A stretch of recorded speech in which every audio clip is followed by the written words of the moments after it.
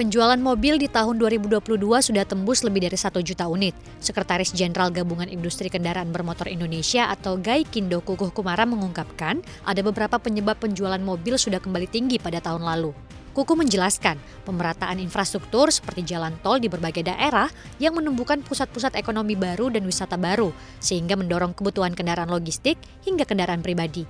Data Gaikindo mencatat, penjualan wholesale atau dari pabrikan ke dealer sepanjang 2022 lalu mencapai 1.048.040 unit atau naik 160.838 unit dengan persentase 18,1% dari 2021 yang hanya terjual 887.202 unit.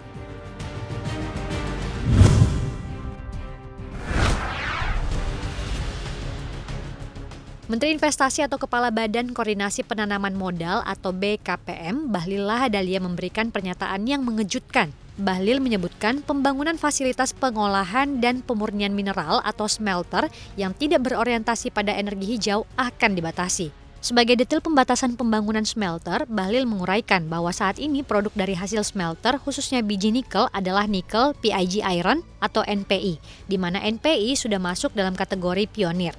Bahlil mengungkapkan saat ini Indonesia telah dibanjiri atas produk NPI itu. Oleh karena itu, pihaknya akan menata kembali kebijakan smelter tersebut lantaran sumber daya atau cadangan nikel dikatakan sudah tidak banyak. Bahlil menyebut harus terdapat keseimbangan antara smelter yang ingin dibangun dengan cadangan bahan baku yang ada, sehingga hilirisasi perlu didorong dengan nilai tambah mencapai 80%.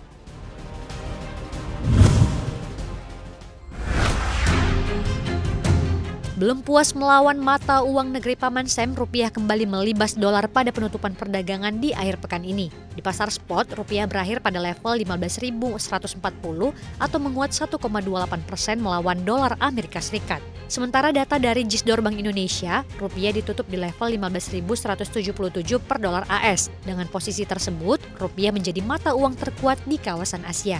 Dalam 2 hari beruntun, rupiah mendapat sentimen positif dari dalam negeri. Presiden Joko Widodo yang akhirnya merevisi peraturan pemerintah nomor 1 tahun 2019 tentang devisa hasil ekspor atau DHE. Dengan DHE bisa ditahan lebih lama di dalam negeri, pasokan dolar Amerika Serikat tentunya akan kembali bertambah. Rupiah tentu bisa menguat.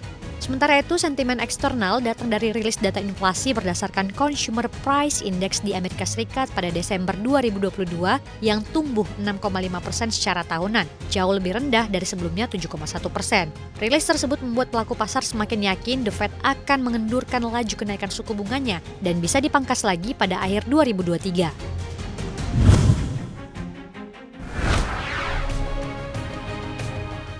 Pemerintah Malaysia mengancam akan menghentikan ekspor minyak sawit ke Uni Eropa. Langkah ini diambil sebagai tanggapan atas undang-undang baru Uni Eropa yang mengatur pembelian dan penjualan CPO secara ketat sebagai upaya untuk melindungi hutan. Menteri Perkebunan dan Komoditas Malaysia Fadilah Yusof mengatakan, jika perlu Malaysia bakal melibatkan para ahli dari luar negeri untuk melawan langkah Uni Eropa, serta fokus pada negara lain jika negara benua biru mempersulit ekspor sawit negeri jiran tersebut. Harga CPO di Bursa Malaysia sempat menguat di awal sesi perdagangan Jumat 13 Januari 2023.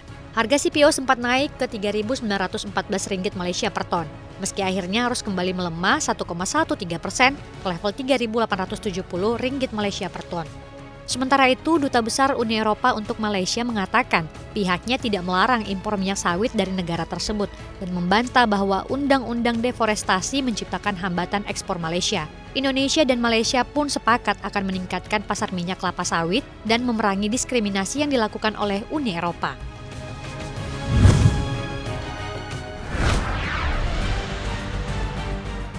Argentina masih berkutat dalam pusaran tingginya inflasi.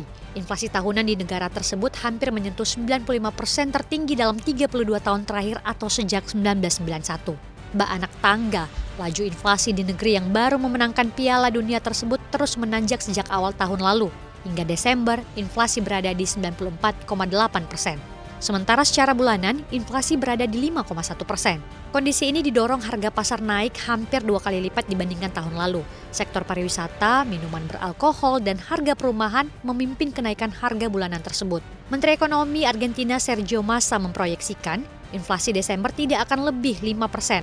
Bahkan ia menyebut inflasi bulanan juga akan turun menjadi sekitar 3% pada bulan April. Di sisi lain, banyak ekonom memperkirakan inflasi bulanan tetap akan sejalan dengan kenaikan pada bulan Desember. Mereka memperkirakan inflasi akan mencapai 98% pada tahun 2023.